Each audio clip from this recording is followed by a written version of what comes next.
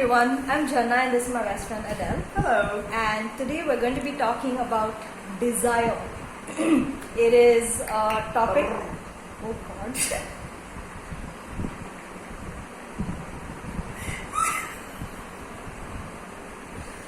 Okay. Oh, we're just going to go ahead and talk about it anyway. No, stop us seriously. There's a lot of pent-up energy from the pandemic. Okay. Oh God. See, that's the reason why desire has a bad name. Yeah, it's really true. When anybody says desire, I just think everybody's like, oh my God, what are they talking about? That's such a bad thing to talk about, and it's very taboo, right? Yes. But it's important. I mean, it's one of that is what leads to progress in life and leads to our growth as people. And it has a negative connotation. For some reason, people think it's only about sexuality, and desire is basically limited to nowhere. It extends to literally every field that we can think of, or every area or aspect of our life that we are wanting to enjoy a little bit more. So, why is it important? I mean, it's kind of clear because it's a growth. I know, but you're setting me up for failure. This answer. Okay, in Maslow's pyramid of hierarchy, right? Like, what we are actually lacking is what we need, right? And only when we satisfy that which we lack, like for instance, if I have cold feet, I have no shoes, and I'm bare feet, and I'm miserable. My entire desire will be shoes, but is it really desire? No, it's necessity, it's need. The problem is many of us confuse that which we lack and that which we need as desire. And because we lack it, we come from a sense of poverty maybe, we come from a sense of desperation. If I'm so thirsty, you could offer me the biggest diamond on the planet and it wouldn't mean anything to me. And yet if you give me a drop of water, I'm ever so grateful. So desire that comes from a place of when we are satiated and when we are satisfied. I'm happy with my health, my relationships, my finances, my spirituality. When I'm surrounded by that kind of peace, what is it that I desire then? Many of the times when we desire the very thing we lack, that's not really desire. That is a need. And it's an itch that needs to be scratched. When we mix those two up is when I think desire gets a bad rap. Yeah, because I think when you come from a place of lacking something and then you reach out to try to fulfill that need, sometimes we may end up taking steps that doesn't necessarily sit well even with yourself or with other people. Try grocery shopping when you're hungry. Oh God, please don't. Right? Or try, try studying when you are sleep deprived. Or when you want to go to a concert. Yes. Or go to an interview that when you're desperate to have this job, like you think this is it. Or go for an audition and you think this will make up, like all the bloopers from America's Got Talent or the X Factor. These are all people who have put all their eggs in one basket, so to speak. And that is desire too, but it's not the desire we're talking about. And unfortunately, English is so it's limited not, in terms of vernacular. Yes, it doesn't. Yes, it just doesn't have it. So if we have plenty of everything, and that's what we should aim for. When we have plenty of everything and not allow ourselves to be starved in any one area. And we shouldn't desire from an area of starvation. Because then it we're not desiring, we're desperate for. We are so grateful for whatever we get in that arena. Standards become low, and our desperation and our needs become high. That's why I think desire has such a bad rap. Yeah. So how do we work on, like, feeding the desire that we're talking about? Right. So, I mean, I feel that some of the things we can do is start trying to meet the needs that we have. Yes.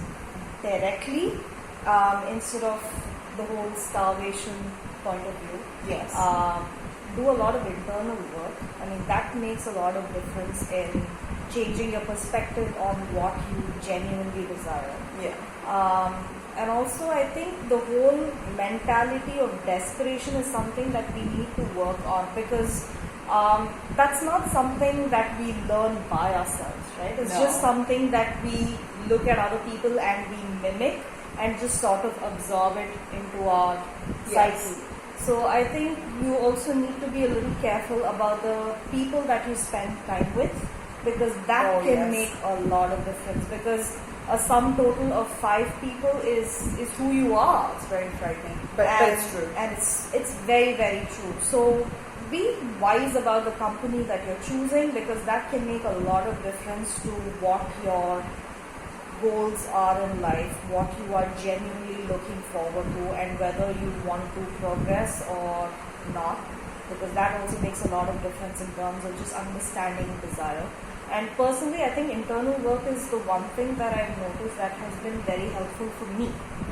So that is something that I would think of as one way to go. What about you? I think desire for most people is compensation. Now, let's say you have very poor self-esteem. Let's say you didn't go to college, right? So there is this desire to appear wise, which is legitimate. So instead of getting the next best thing, which is maybe joining online courses, for joining a forum, and becoming a student, we puff ourselves up. There is this desire, which is legitimate, to be a learned person, but the ego prevents us from going about it directly, which is, let me go gather knowledge. Let me get it from whichever source is close by to me. Let's say I have a desire to look fit, and whatever my idea of what fit is. But instead, I will choose to gather information about nutrition, follow lots of Instagram accounts. Just looking at it makes me feel like as though I've done something when I've done literally nothing, and then feel bad about myself. And the only quick fix way to make myself feel better is to drink, which is nothing but just liquid calories, or or just give up on my dream eventually and just keep pushing it away. All these things that we keep doing to ourselves to keep ourselves stuck and then compensate in some other way besides is another reason why we do not progress in the direction of our dreams. And we also need to ask ourselves why we'd rather stay stuck in familiarity rather than going directly towards our needs. And if we have roadblocks, like you said, internal work is the absolute most powerful way to integrate and dissolve, unresolved issues that we have. The one thing that has worked consistently for me is to prioritize me. I didn't know how to prioritize me before. So learning to prioritize me, and as I prioritized myself and my emotions and my heart, the need for my ego vanished little by little. I'm so grateful I have my ego, and she's always been my protector, and I hope she never completely dissolves and goes away. But she's not the force that is driving me anymore. So now I come from a place of authenticity where you can have what you have. I don't need to have what you do. Therefore, my desires are more authentic to me, and they seem restful. So prioritizing ourselves is important. And then once we prioritize ourselves, what is authentically right for us? Write it down, have a vision board, make a mind movie, like Dr. Joe Dispenza says, and then look at it as often as you possibly can, and let those emotions keep churning in us.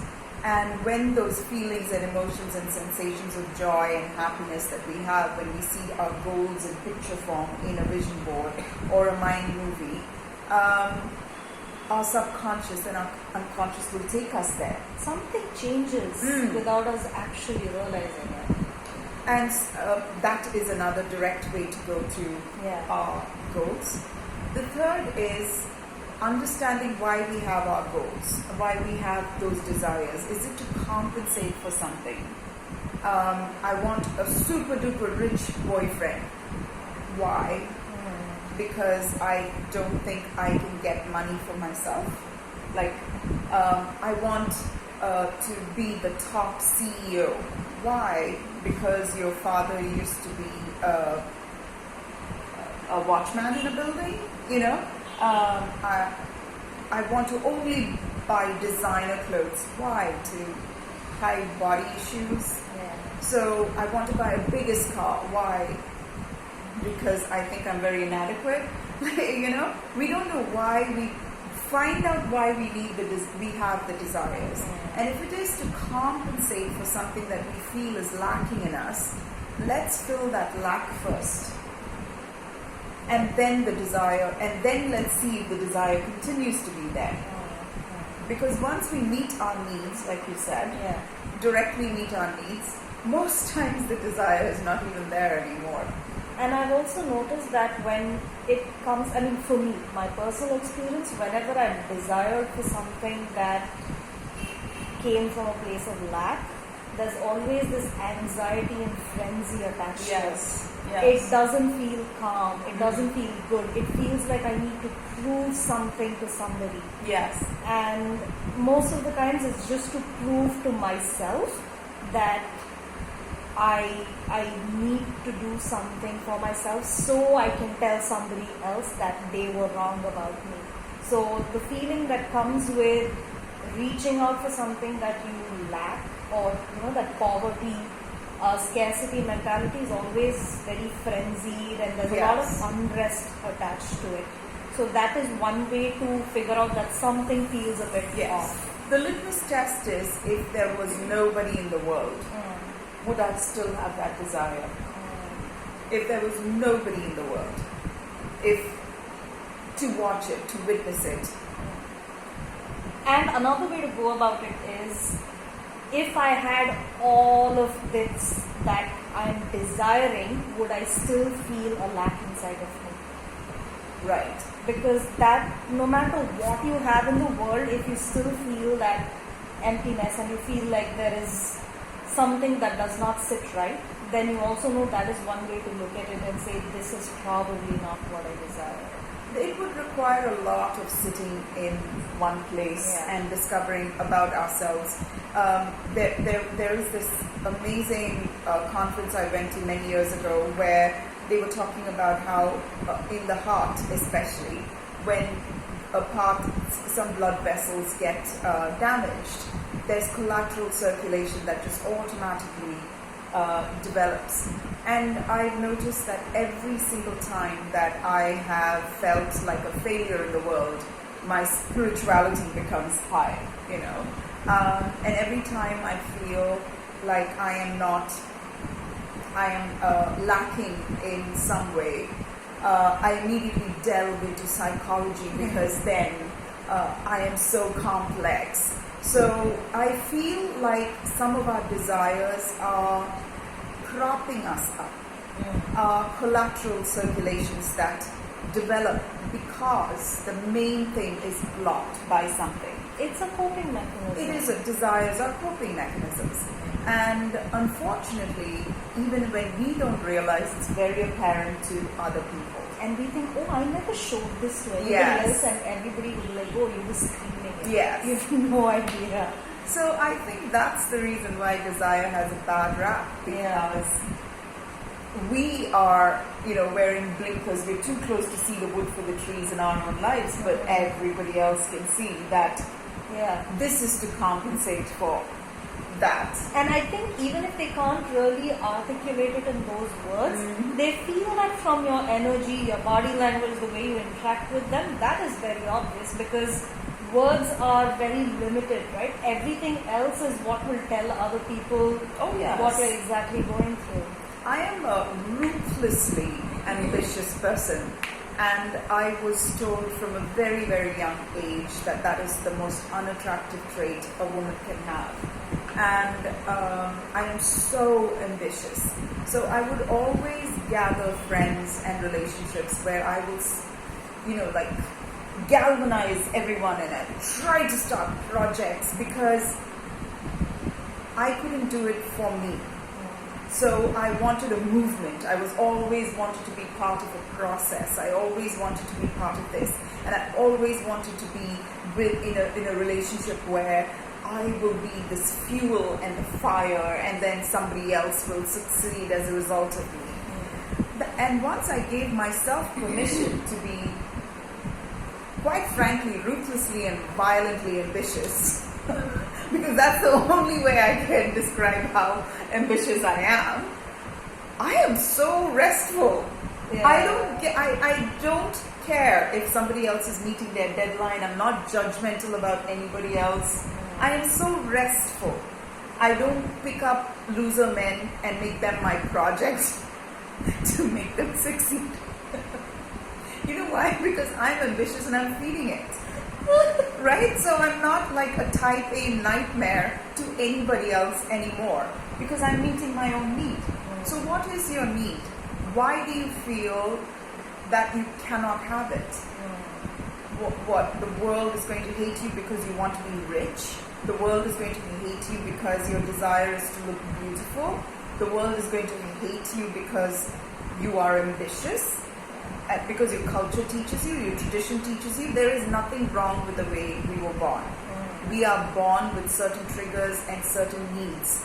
And if the tradition and your family and the world tells you it's wrong to want something, or it's not right for you to have it, we will find collateral circulations in which to get it. Because we think it's illegitimate for us to have that which we were born to feel like we want to have. So that's why we find underneath ways. And like Teal Swan says, right, you can't heal yourself out of a desire. That woman is a prophet. Oh, she is, yeah. And it doesn't work. It doesn't work. Yeah. Me being ambitious and me just meeting my ambitions is so good. So good. I'm restful now. And if you had to not be that way because someone else said it, you'd just be resentful and feel helpless and powerless. Yes. So those are the actual underlying feelings that need to be addressed when it comes to desire. Do you really feel powerless with what you want but can't have, or you believe that you can't have? So those are, I think a lot of those feelings are what needs to be addressed before you can actually figure out what your actual desires are. And when I'm ambitious and when I cannot meet my ambitious needs, I started joining and becoming parts of NGOs and empowering people and coming out feeling shitty, just as shitty, because I came out thinking, oh, I'm doing this good deed, this selfless deed, this, oh, I'm mimicking Mother Teresa, I'm just like this amazing person, because I'm not following my ambitions, which is terrible for a woman to have, and but I'm empowering other people to follow their dreams and desires. It's a very roundabout way of meeting your ambitious needs. And right? I was hurting myself. I was hurting myself so badly. And there's nothing wrong with me. Why? I was born this way. Yeah. So Lady Gaga says that. So whatever it is that you think is wrong with you, you'll find roundabout ways of meeting those That's needs. just how it works. You Yeah. can't get it straight away. You will find a way to manipulate your way around it. Which is why, if you have desires, find out whether your desire is coming up from a place of you're satisfied with everything. You're satisfied with your life in every imaginable way possible, and then you have a desire, and then you can meet it.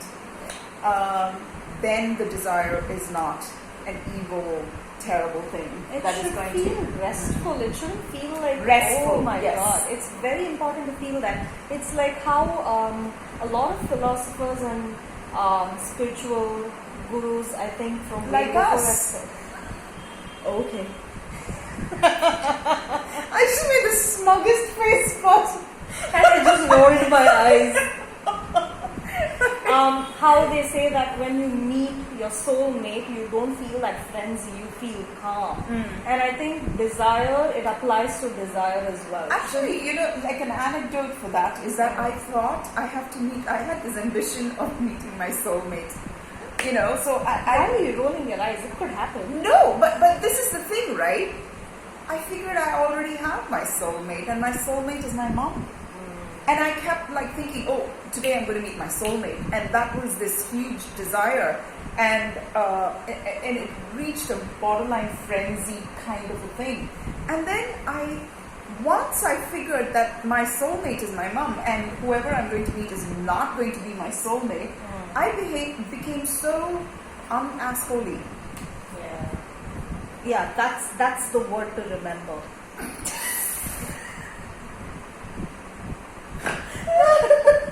So that great desire can get a better rap. Yes. And we will change the world by putting this video out. My god, we're so smug. My god. My soulmate is Coco and Chaplin. Oh, she's got 2 soulmates. Yes. And both of them are just sleeping now. So cute. Alright, so thank you so much for joining us. If you have any questions, please feel free to write to us. If you like the video, click like and subscribe. And if you feel somebody would find this helpful, please go ahead and share. And we will see you next week. Bye bye.